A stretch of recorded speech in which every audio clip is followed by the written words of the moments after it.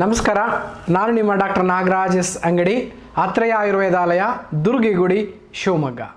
ಆತ್ಮೀಯ ವೀಕ್ಷಕರೇ, ಬಹುದಿನಗಳಿಂದ ವೆರಿಕೋಸ್ ವೇನ್ಗೆ ಚಿಕಿತ್ಸೆಯನ್ನು ನಡೆಸ್ತಾ ಇದ್ದು ಬಹಳಷ್ಟು ರೋಗಿಗಳು ಗುಣಮುಖರಾಗಿರುವಂತಹ ಸಂದರ್ಭ.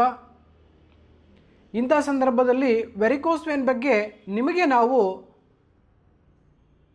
ಈ ವೆರಿಕೋಸ್ ವೇನ್ ಬಗ್ಗೆ ಚಿಂತನೆಯನ್ನು ನೀಡಬೇಕಾಗಿದೆ. ವೆರಿಕೋಸ್ ವೇನ್ ಅಂದರೆ ಏನು, ವೆರಿಕೋಸ್ ವೇನ್ ಯಾಕೆ ಬರುತ್ತೆ, ವೆರಿಕೋಸ್ ವೇನ್ನ ಕಾರಣಗಳೇನು, ವೆರಿಕೋಸಿನ ಲಕ್ಷಣಗಳೇನು, ಹೀಗೆ ನಾವು ಸಿರೀಸ್ ಆಗಿ ನಿಮ್ಮೆಲ್ಲರಿಗೂ ಮಾಹಿತಿಯನ್ನು ಹಂಚ್ಕೋಬೇಕು ಅನ್ನೋ ಉದ್ದೇಶದಿಂದ ಈ ಒಂದು ಸಂದರ್ಶನವನ್ನು ಮಾಡ್ತಾ ಇದ್ದೇವೆ, ಸಂಚಿಕೆಯನ್ನು ನಿಮಗೋಸ್ಕರ ನೀಡ್ತಾ ಇದ್ದೇವೆ. ಇದರಲ್ಲಿ ಕೇವಲ ನಿಮ್ಮ ಜ್ಞಾನಾರ್ಜನೆಗೆ, ನಿಮ್ಮ ತಿಳುವಳಿಕೆಗೆ ನಾವು ವಿಡಿಯೋನ ಮಾಡ್ತಾ ಇದ್ದೇವೆ. ವೆರಿಕೋಸ್ ವೇನ್ ಅಂದರೆ ಏನು?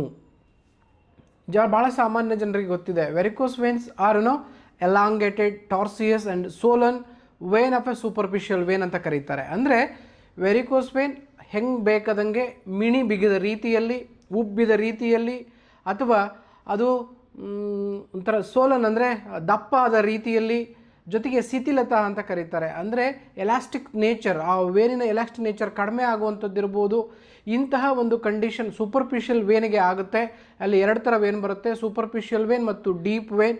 ಇದು ಭಾಗಶಃ ಸೂಪರ್ಫಿಷಿಯಲ್ ವೇನಿಗೆ ಆಗುವಂತಹ ಸಮಸ್ಯೆ ಆಗಿರೋದ್ರಿಂದ ಸೂಪರ್ಫಿಷಿಯಲ್ ವೇನಿನ ಉಬ್ಬುವಿಕೆ, ದಪ್ಪ ಆಗುವಿಕೆ ಮತ್ತು ಅಲ್ಲಿ ಎಲಾಸ್ಟಿಕ್ ನೇಚರ್ ಕಡಿಮೆಯಾಗಿ ಅದು ಶಿಥಿಲತೆ ಆಗುವಂಥದ್ದು, ಜೊತೆಗೆ ಅಲ್ಲಿ ಒಂಥರ ಮಿಣಿಯ ರೀತಿ ನಿಮಗೆ ಕಾಣಿಸುವಂಥದ್ದು, ಜಿಗ್ಜಾಗ್ ರೀತಿಯಲ್ಲಿ ನರಗಳು ಉಬ್ಬಿರುವಂತಹ ಒಂದು ಕಂಡೀಷನ್ನಿಗೆ ವೆರಿಕೋಸ್ ವೇನ್ ಅಂತ ಕರಿತೀವಿ.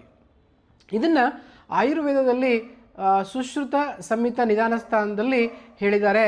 ಶಿರಾಣಾಂ ಗ್ರಂಥಯೋ ಯತ್ರ ಶಿಥಿಲಾಹ ಸಮುನ್ನತಾಹ ಶುಷ್ಕ ಶಾವಚ್ಚ ವೇದನಾಯುಕ್ತಾಹ ಸುಷ ಶಿರಾಗ್ರಂಥಿ ಅಂತ. ಅಂದರೆ ವೆಲಾಸ್ಟಿಕ್ ನೇಚರ್ ನೋಡಿ, 5000 ವರ್ಷಗಳ ಹಿಂದೆಯೇ ವೆರಿಕೋಸ್ ವೇನ್ ಹೇಗೆ ಆಗುತ್ತೆ, ಅದರ ಲಕ್ಷಣಗಳೇನು ಅನ್ನೋದನ್ನು ಆಚಾರ್ಯ ಸುಶ್ರುತರು ತಿಳಿಸಿದ್ದಾರೆ. ಎಂಥ ವಿಶೇಷ ಅಲ್ವೇ ನೋಡಿ.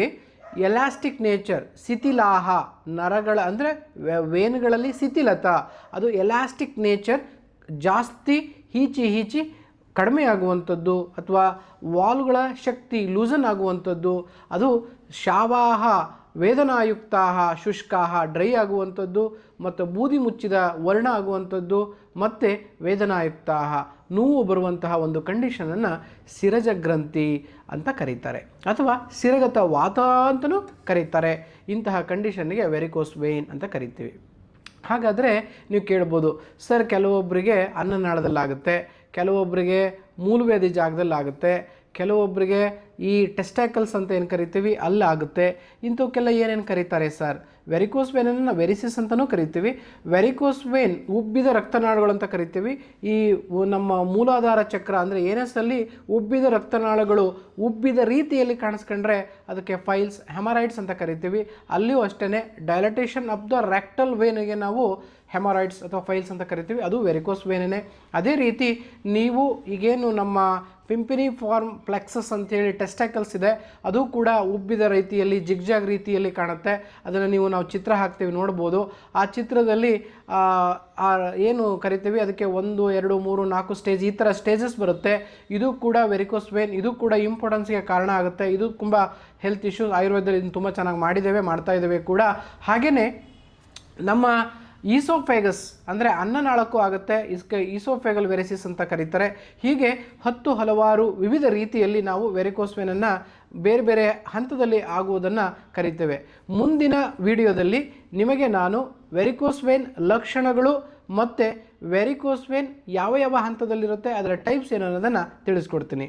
ಮತ್ತು ವಿಡಿಯೋವನ್ನು ನಿಮಗೆ ಉಪಯೋಗ ಆಗಿದ್ದರೆ ನಿಮ್ಮ ಆಪ್ತರೊಂದಿಗೆ ಇದನ್ನು ಹಂಚ್ಕೊಳ್ಳಿ ಅಂತ ಕೇಳ್ತಾ ಇವತ್ತಿನ ಸಂದರ್ಶನವನ್ನು ಮುಗಿಸ್ತೀನಿ. ನಮಸ್ಕಾರ.